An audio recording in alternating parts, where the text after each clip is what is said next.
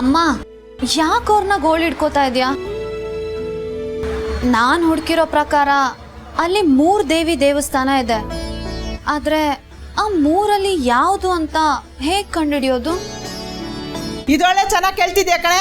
ನನಗೆ ಹೆಂಗೆ ಗೊತ್ತಾಗಬೇಕು? ನಾನೇ ನೀನಂಗೆ ಓದಿದ್ದೀನ. ಅಮ್ಮ ಅನು, ನಾನು ಸಂಪತ್ ಎಕ್ಸಿಬಿಷನ್ಗೆ ಹೋಗ್ತಿದ್ದೀವಿ, ಬರ್ತೀಯಾ? ಬರ್ತೀಯಲ್ಲ, ಬರಲೇಬೇಕು ಅನು. ಹ್ಞೂ ಅನು, ಬಾ ಹೋಗಿ ಬರೋಣ. ರಮ್ಯಾ, ಅಮ್ಮ ಈಗ ತಾನೇ ಗುರ್ರ ಅನ್ಕೊಂಡು ಹೋದ್ಲು.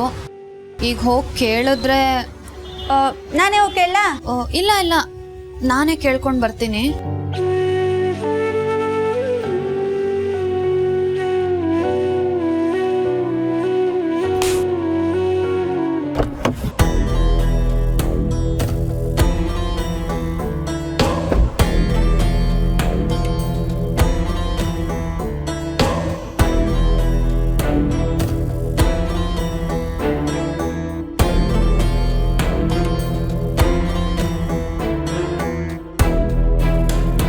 ಇನ್ನು ಎಷ್ಟೊತ್ತು?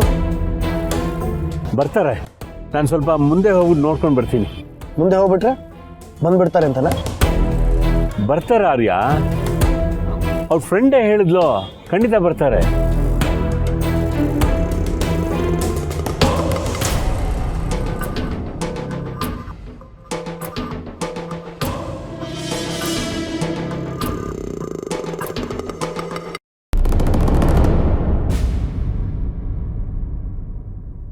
ಬಿನ್ನಿ ಮಿಲ್ ಹತ್ರ ಯಾವ ಎಕ್ಸಿಬಿಷನ್? ಹ್ಯಾಂಡಿಕ್ರಾಫ್ಟ್ಸ್.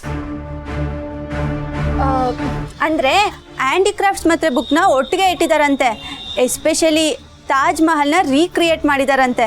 ಎಲ್ಲರೂ ಸಖತ್ತಾಗಿದೆ ಅಂತ ಹೇಳ್ತಿದ್ದಾರೆ ಅನು. ಜಾತ್ ಮಹಲ?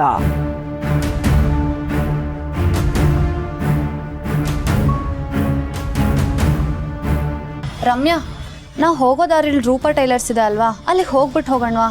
ಅಲ್ಲಿಗೆ ಯಾಕೆ? ಅಮ್ಮನ ಬ್ಲೌಸು ಮತ್ತು ನನ್ನ ಡ್ರೆಸ್ನ ಆಲ್ಟ್ರೇಷನ್ ಕೊಟ್ಟಿದ್ದೀನಿ, ಆಯ್ತಾ ಅಂತ ಕೇಳ್ಕೊಂಡು ಹೋಗೋಣವಾ? ಅಲ್ಲಿಗೆಲ್ಲ ಬೇಡ, ಲೇಟ್ ಆಗುತ್ತೆ. 5 ನಿಮಿಷ ಅಷ್ಟೇ ಸಂಪತ್. 5 ನಿಮಿಷ ಆದರೂ ಬೇಡ, ಪಾಪ ಅವ್ರು ಕಾಯ್ಬೇಕಾಗುತ್ತೆ. ಯಾರು? ಅಂದರೆ ಎಕ್ಸಿಬಿಷನ್ ಅವ್ರ ಬಗ್ಗೆ ಹೇಳ್ತಿದ್ದಾನೆ ಅನು. ಏನು ಅವ್ರು ಕಾಯ್ತಾರಾ? ಅಲ್ಲ, ನಾವೇನು ಚೀಫ್ ಗೆಸ್ಟ್ಗಳ? 5 ನಿಮಿಷ ಲೇಟ್ ಆದರೆ ಏನಾಗತ್ತೆ? ಏನಿಲ್ಲ, ಒಂದು ಸ್ವಲ್ಪ ಹಾಗೇನೆ. 5 ನಿಮಿಷ ತಾನೇ, ನೀ ಹೋಗಿದ್ದು ಬರ್ಬೋದು. ಅವ್ರ ಅಂಗಡಿ ಓಪನ್ ಮಾಡಿದಿರಾ ಅಂತ ಕೇಳ್ತೀನಿ. ಅವ್ರು ಕಾಯ್ತಾರಾ? ಸುಮ್ಮನಿರೋ. ಅಷ್ಟು ದೊಡ್ಡ ವ್ಯಕ್ತಿನ ಕಾಯ್ಸೋದು ಸರಿಯಲ್ಲ ರಮ್ಯಾ. ನೀವು ಹುಡುಗಿರ ಹಿಂಗೆ ಯಾವ್ದಾದ್ರು ಮುಖ್ಯದ ಕೆಲ್ಸಕ್ಕೆ ಹೋಗ್ಬೇಕು ಅಂದರೆ ಟೈಲರು, ಮೇಕಪ್ಪು, ಮ್ಯಾಚಿಂಗು ಅಂತೀರಾ. ನಾವು ಹೋಗೋದು ಲೇಟ್ ಆಗಿಬಿಟ್ಟು ಅವ್ರನ್ನ ಹೊರಟೋಗ್ಬಿಟ್ರೆ? ಸಂಪತ್, ಯಾರು ಹೊರಟೋಗ್ತಾರೆ?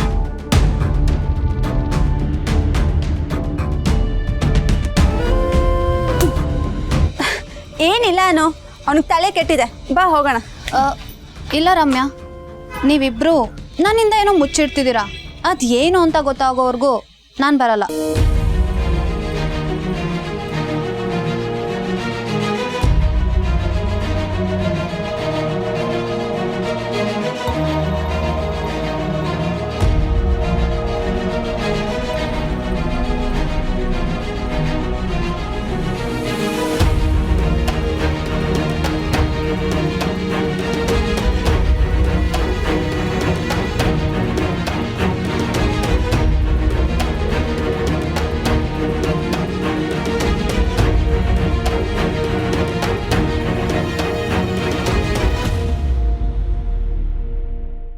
ಜೆಂಡೆ, ಏನು ನಡೀತಿದೆ ಇಲ್ಲಿ?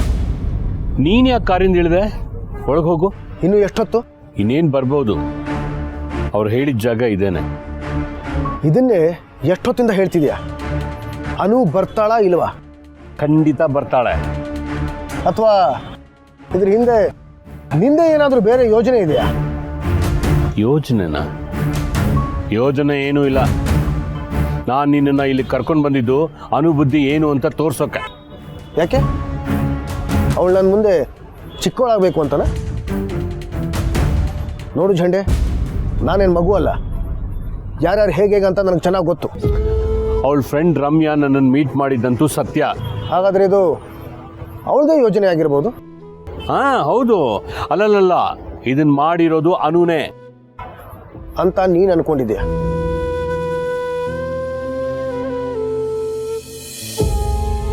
ನನಗೆ ಗೊತ್ತಾಯ್ತು ನಿಜಾಂಶ ಏನು ಅಂತ.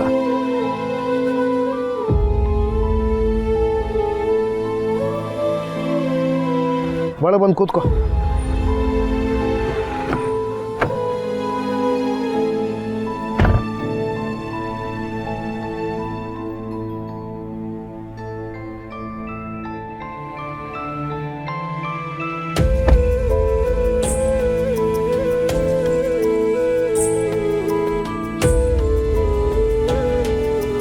ಏನು ಬಿನ್ನಿ ಮಿಲ್ ಹತ್ರ ಆರ್ಯ ಸರ್ ಬರ್ತಿದಾರ?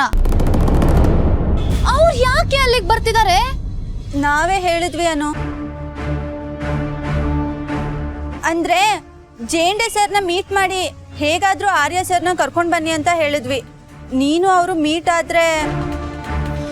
ಅಯ್ಯೋ ರಮ್ಯಾ, ನೀವ್ ಯಾಕೆ ಹೀಗ್ ಮಾಡಕ್ ಹೋದ್ರಿ? ರಮ್ಯಾ, ನಾನು ನಿನಗೆ ಹೇಳಿದೀನಿ ತಾನೆ, ನನ್ನ ಹಣೆಯಲ್ಲಿ ಏನ್ ಬರ್ದಿದ್ಯೋ ಅದೇ ಆಗ್ಲಿ ಅಂತ. ನೀವಿಬ್ರು ತಪ್ಪು ಮಾಡ್ತಿದ್ದೀರಾ. ತಪ್ಪಾದ್ರೂ ಪರವಾಗಿಲ್ಲ, ನೀ ಹಿಂಗೆ ಹಣೆ ಬರಹ ಅಂತ ಸುಮ್ಮನೆ ಕೂರೋದು ನನ್ನ ಕೈಲಿ ನೋಡಕ್ ಆಗಲ್ಲ ಅನು.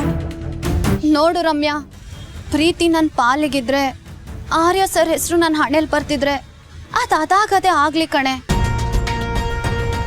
ಬಲ್ವಂತವಾಗಿ ಮನ್ಸನ್ನ ಕಟ್ಟಾಕಕ್ಕಾಗಲ್ಲ. ಎಲ್ಲಾನು ದೇವ್ರಿಗೆ ಬಿಟ್ಟಿದ್ದೀನಿ.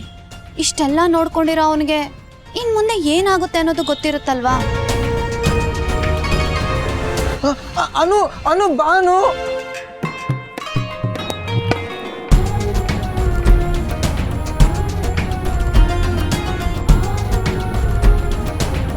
ಅನು ಹೀಗೆ ಮಾಡಲ್ಲ ಅನ್ನೋ ನಂಬಿಕೆ ನನಗಿದೆ ಜಂಡೆ. ನೀನು ಇಲ್ಲದೇ ಇರೋ ಆರೋಪನ ಅವಳ ಮೇಲೆ ಹೊರಿಸಿ ಆ ನಂಬಿಕೆನ ಒಡೆಯೋದಕ್ಕೆ ಪ್ರಯತ್ನ ಪಡಬೇಡ. ಮುಂದೆ ಏನಾಗತ್ತೋ ಅದನ್ನು ನಾನು ಸ್ವೀಕರಿಸ್ತೀನಿ.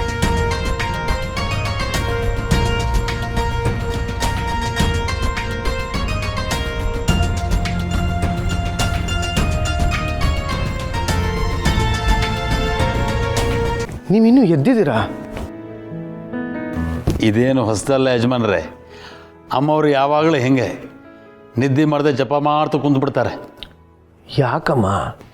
ಏನು ಮಾಡಲಿ ಆರ್ಯ, ಹಿಂದೆ ನಡೆದಿರೋ ಕಹಿ ಘಟನೆಗಳೆಲ್ಲ ನಿದ್ದೆ ಮಾಡಕ್ಕೆ ಬಿಡಲ್ಲ. ನೀವು ಅದ್ರ ಬಗ್ಗೆ ಯಾಕೆ ಯೋಚನೆ ಮಾಡ್ತಿದ್ದೀರಾ? ಹೋಗಲಿ ಬಿಡು. ಆದರೆ ಜಪ ಮಾಡೋದು ನಿನಗೋಸ್ಕರ ಆರ್ಯ, ನಿನಗೆ ಒಳ್ಳೇದಾಗಲಿ ಅಂತ. ನೀವು ನಿಮ್ಮ ಆರೋಗ್ಯದ ಬಗ್ಗೆ ಗಮನ ಕೊಟ್ಟರೆ ನಾನು ಚೆನ್ನಾಗೇ ಇರ್ತೀನಮ್ಮ.